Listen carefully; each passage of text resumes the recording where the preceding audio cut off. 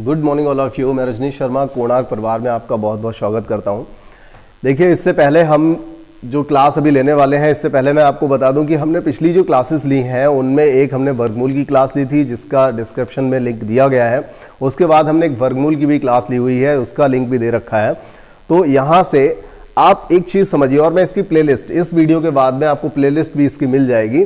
तो रेगुलर आप 1, 2, 3 करके अगर इन क्लासेस को पढ़ते हैं तो वर्गमूल से रिलेटेड जो कैलकुलेशन वाली प्रॉब्लम होती है वो आपकी डेफिनेट खत्म हो जाएगी।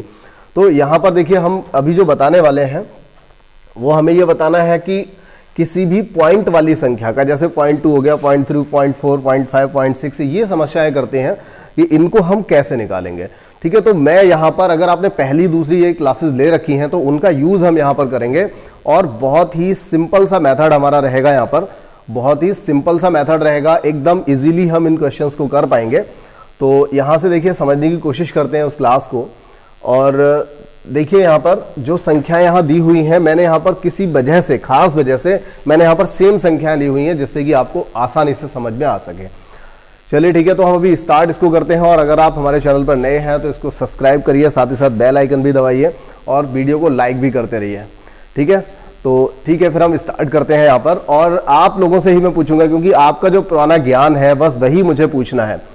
ठीक है, 20 यहां पर लिखा हुआ है 20, तो 20 का वर्गमूल क्या होगा ये आप मुझे अप्रॉक्स बताइए। ठीक है, मुझे नहीं पता कि आप परफेक्ट इसको रट रखा है या नहीं रटा है, मैं ये मानता हूं कि आपको यहां पर समझना है।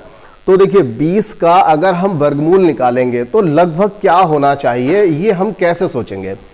तो इसका जो वर्गमूल होना चाहिए, आपको पता है कि 20 जो है वो आपका 16 का वर्ग, मतलब 4 का वर्ग 16 और 5 का वर्ग 25, इन दोनों के लगभग बीच में आता है। कहां पर आ रहा है? लगभग बीच में। मतलब 4 का वर्ग 16 होता है, उससे ये 4 ज्यादा है। कितना ज्यादा है? 4। 5 का वर्ग 25 होता है, उससे ये 5 कम है। तो कहने का मतलब ये हुआ, इसका जो वर्गमूल आएगा वो 4 और 5 के कहीं ना कहीं बीच में ही आएगा।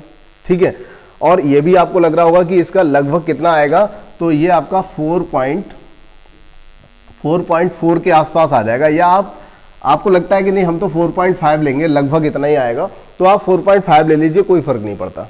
ठीक है, 4.5 भी ले लेंगे तो भी कोई फर्क नहीं पड़ता, क्योंकि यहां पर आप देख रहे हो, अगर पॉइंट में एक की मिस्टेक हो रही है, जैसे यहां पर जो, अगर परफेक्ट की हम बात करें तो जो 20 का रहेगा वो परफेक्ट रहेगा, 4.47 रहेगा। और आपने कहा कि नहीं भाई, हम तो 50 मानेंगे, मतलब 4.5 मानेंगे। तो आपने यहां पर कितनी मिस्टेक की है?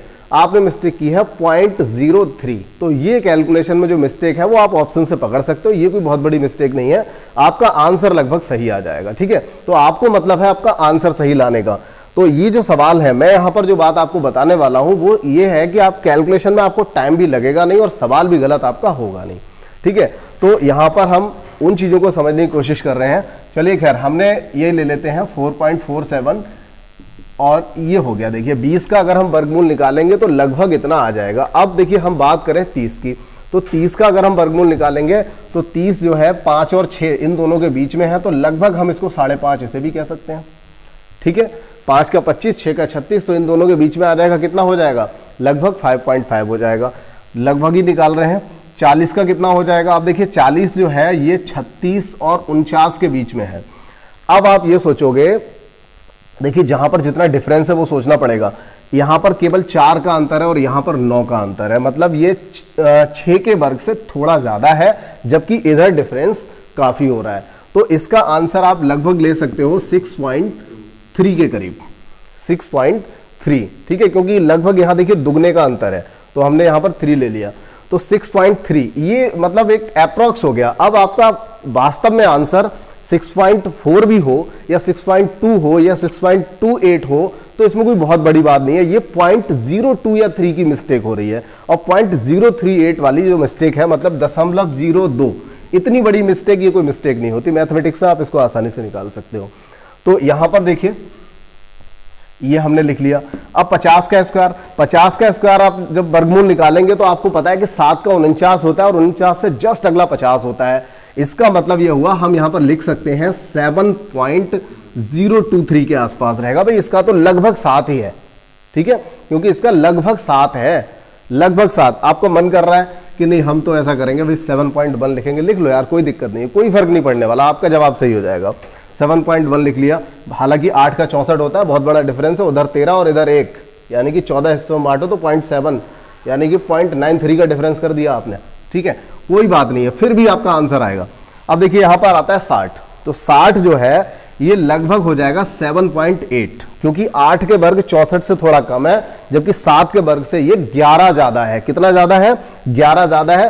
तो लगभग ये चीज आपको अच्छे से समझनी पड़ेगी, हम ऐसा क्यों कर रहे हैं, संख्या 7 और 8 में कितना अंतर है, ये तो आपको समझना पड़ेगा। अब देखिए जैसे 90 आ गया, तो 90 जो है ये किसके बराबर हो गया? 90 यानी कि 8 का वर्ग, सॉरी 9 का वर्ग 81, ठीक है, और 10 का वर्ग कितना होता है?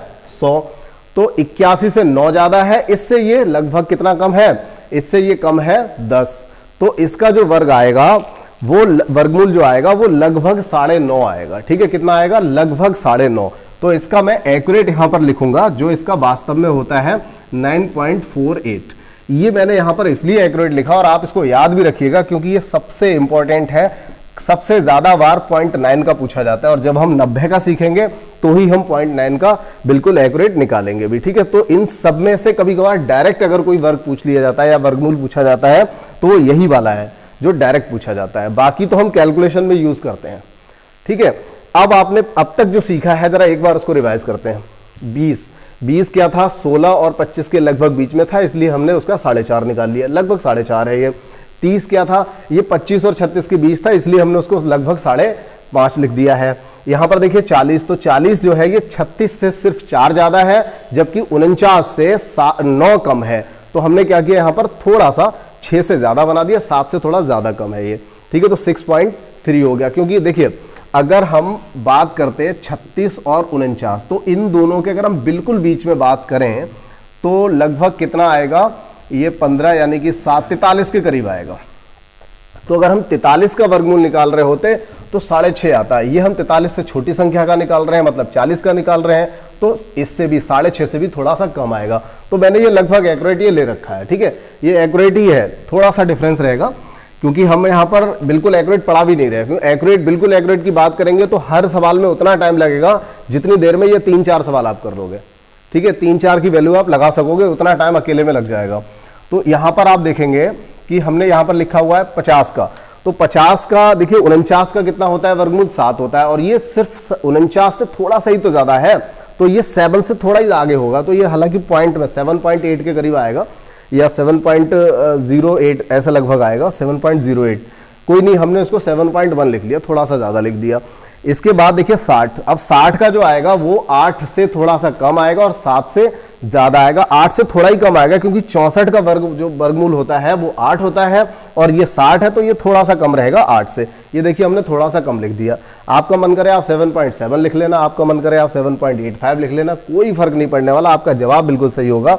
और देखिए 90 हमने क्या देखा कि 81 से ज्यादा है, 100 से कम है, लगभग बीच में है, तो हमने लगभग इसका 9.5 लिख दिया है। ठीक है, ये 9.5 अगर हम लिखते तो क्या लिखते हैं हम? 9.50। और हमने क्या लिखा यहां पर? एक्यूरेट मैंने लिखा हुआ है क्योंकि ये वाला अक्सर पूछा जाता है, सेम वैल्यू पूछी जाती है, इसलिए मैंने लिख दिया है। तो हमने यहां पर कितना अंतर किया है? हमने अंतर किया है 0.02 का, 0.02 मतलब समझ रहे हैं ना, ये 1% का भी 100वां हिस्सा है। तो बहुत पीछे हमने बहुत ही छोटा सा डिफरेंस यहां पर लिख दिया है, ये डिफरेंस मायने नहीं रखता। अब अगर ये बात आपको समझ में आ गई है तो सवाल आपसे ये नहीं, ये वाले पूछे जाते हैं। जब भी आपके लिए कैलकुलेशन में दिक्कत आती है तो यहां पर आती है, इस तरह के प्रश्नों में दिक्कत आती है। तो इस बात को जरा समझ लीजिए। चलिए मैं यहीं पे खड़ा होता हूं। ये देखिए अब हमें क्या करना है, पूछा जाएगा 0.2 का वर्ग, आता ही नहीं, 0.2 का वर्ग हम गैस ही नहीं कर पाते। तो हमें यहां पर क्या करना है? जब ये 0.2 यहां पर आया तो हम इसमें ये करेंगे, अपनी तरफ से इसमें 100 से गुणा कर देंगे।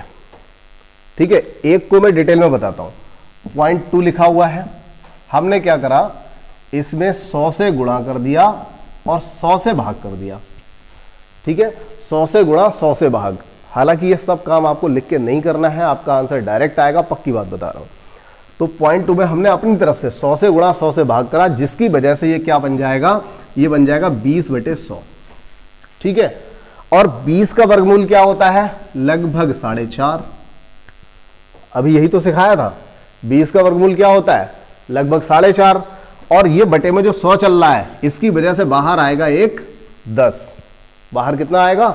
एक 10 आएगा। वर्गमूल से जब बाहर लाओगे तो हम क्या करेंगे, इस जीरो की वजह से इस दशमलव को उठा के यहां लिख देंगे, तो हमारा आंसर हो जाएगा 0.45। ठीक है, ये आपका आंसर यहां से हो गया। इसी तरह से अगले जो संख्याएं हैं उनको भी कर लेते हैं। ये देखें 0.3, अब आप डायरेक्ट लिखिए इसको। 0.3 का मतलब इसको आप 100 से मल्टीप्लाई करके मान लो 30, और 30 का कितना हो जाएगा 5.5। ठीक है, लेकिन आपने अभी अपनी तरफ से इसको 100 से मल्टीप्लाई कर दिया तो 100 से भाग भी करना पड़ेगा, और 100 से भाग का मतलब वर्गमूल के बाहर, वर्ग के बाहर, स्क्वायर रूट के बाहर, आपने रूट के बाहर लाएंगे तो वो क्या रह जाएगा, 10 के बराबर रह जाएगा। तो एक अंक जो है दशमलव आप यहां पे हटा के रख दो, ये आपका आंसर हो गया। अब देखिए 0.4 है तो 0.4 को हम क्या लिख सकते हैं, 40 लिख सकते हैं, यानी 100 से जब मल्टीप्लाई करेंगे ये 40 बन जाएगा। तो पहले तो आप इसे 40 बना लो, और 40 का जब आप करोगे तो कितना आएगा 6.3, तो ये दशमलव हटा के यहाँ लिख दो, ये आपका आंसर हो गया।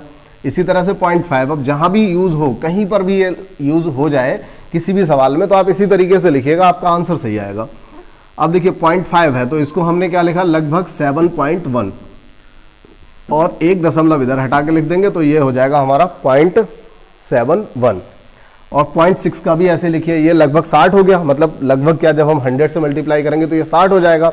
और 60 होने के बाद 60 हो जाएगा तो हम उसका वर्गमूल क्या लिखेंगे, 7.8 के करीब लिखेंगे, और 7.8 है तो ये दशमलव यहाँ आ जाएगा। क्यों आ जाएगा, क्योंकि हमने जबरदस्ती यहाँ पे 100 से मल्टीप्लाई कर दिया था, और 100 से मल्टीप्लाई किया तो उसकी जगह पे हमें डिवाइड भी अब करना पड़ेगा। ठीक है, तो 100 से मल्टीप्लाई हमने वर्गमूल के अंदर किया, और बाहर लाके हम 10 से भाग कर रहे हैं तो बात बराबर हो गई। यहाँ पर अब देखिए 0.8 तो 80, यानी कि 80 का जो रहेगा 0.8, अच्छा हाँ ठीक है, मैंने इधर नहीं लिखा था, कोई बात नहीं, ये 80 हो गया। और 80 का जो वर्गमूल होगा वो 8.9 के करीब हो जाएगा, क्योंकि 81 का जो वर्ग होता है वो 81 का वर्गमूल जो होता है वो 9 होता है, तो 9 से थोड़ा सा कम हो जाएगा। तो आप यहां पर क्या लिख सकते हो, 0.89, बिल्कुल ठीक आंसर हो गया यहां से। अब बात आती है 0.9 की, तो 0.9 यानी 90, और 90 को जब आप लिखोगे तो वही 9.5 के करीब लिखोगे। 9.5 से मतलब है, मैंने आपको बताया था कि इसका तो आप एक्यूरेट याद कर लेना, तो वो आएगा आपका 9.48, और ये वाला पॉइंट हटा करके हम कहाँ लिखेंगे, यहाँ पर।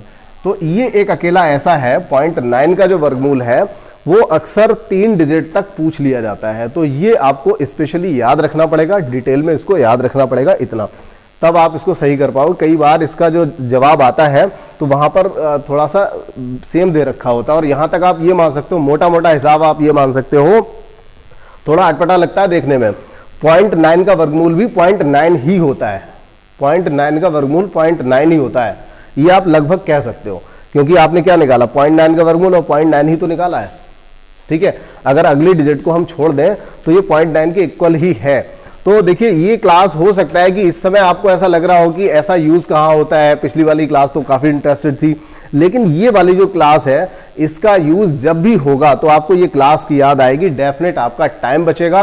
और जो एक हौच पौच वाला एक समय आता है कि आपको लगता है अरे यार इसका क्या होगा, इसको हम कैसे लिखेंगे, तो वो समस्या आपकी खत्म हो जाएगी। इसका यूज तो डेफिनेट होता ही होता है, तो इसको कर लीजिए, आप अच्छे से करिए इस क्लास को। ये छोटी सी ही क्लास थी, और पिछली दोनों क्लासेस तो खैर बहुत ज़्यादा हेल्पफुल है हर चैप्टर के लिए, लेकिन ये क्लास भी कम नहीं है, हल्के में मत लीजिएगा इस क्लास को। चलिए ठीक है, नेक्स्ट किसी और अगली क्लास के साथ मिलते हैं, धन्यवाद।